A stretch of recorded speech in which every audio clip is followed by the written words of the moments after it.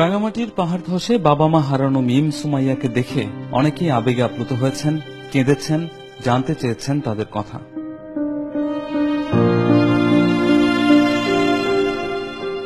সবাই যখন নিজের ছেলে মেয়েদের জন্য ঈদের রঙিন কাপড় কিনতে ব্যস্ত, 6 বছরের মিম তখন আশ্রয় কেন্দ্রের লাইনে দাঁড়িয়ে আহার জোগানোর যুদ্ধে।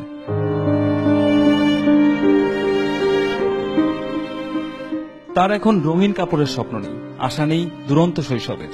কিভাবে 1.5 বছরের বোনকে খাওয়াবে সেই সংগ্রামে সে লিপ্ত, কারণ সে জানে তার বাবা মা এখন নেই, কিন্তু কখনোই যে আর ফিরবে না সেটা এখনো মানে না।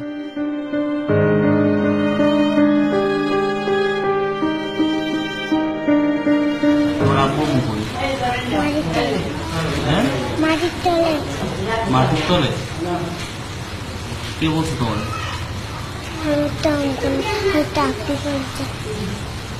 আসবে না? বাবা মা কই?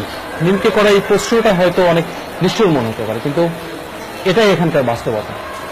আর এই বাস্তবতাকে সঙ্গে নিয়ে মিমকে চলতে হবে, কারণ তার বাবা মাকে এখনো পর্যন্ত খুঁজে পাওয়া যায়নি। আর উদ্ধারকর্মীরা বলছেন সেই সম্ভাবনা এখন আর নেই। হয়তো এটাই মিমের নিয়ত।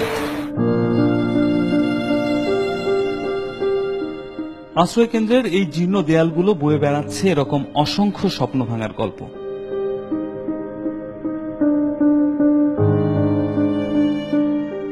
সামনে ঈদ, কিন্তু ঘর ভাঙা মানুষগুলো ভাবছে আশ্রয় কেন্দ্রের পাট চুকলে যাবেন কোথায়।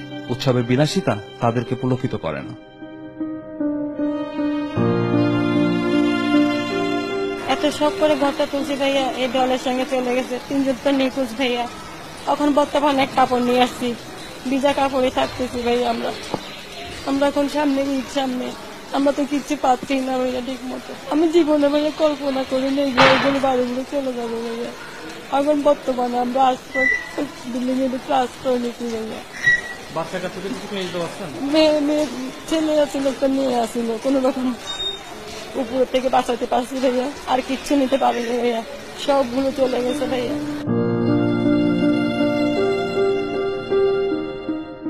পাহাড়ের নিষ্ঠুরতায় এই বৃদ্ধারও ঘর ভেঙেছে, পড়েছেন আকুল পাথারে। বুদ্ধি প্রতিবন্ধী মেয়ে ও 3 নাতিকে নিয়ে এরপর কোথায় যাবেন জানেন না।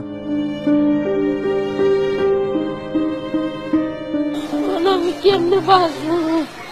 তোমার তো নিজের শরীরটাই চলে না, আল্লাহ তো নিঃশ্বাস বন্ধ হইয়া মরে যাইতেছে অসুখে। এখন তো আমি বাঁচতেই আসি না, আমি কি করে বাঁচবো? প্রবাহমান নদীর মতো নানা রঙের জীবনগুলো হঠাৎই আটকা পড়েছে অদৃশ্য এক ধাঁধার মাঝে। এখান থেকে বেরোনোর পথ তাদের এখনো জানা নেই। রামিম হাসান, নিউজ 24, রাঙামাটি।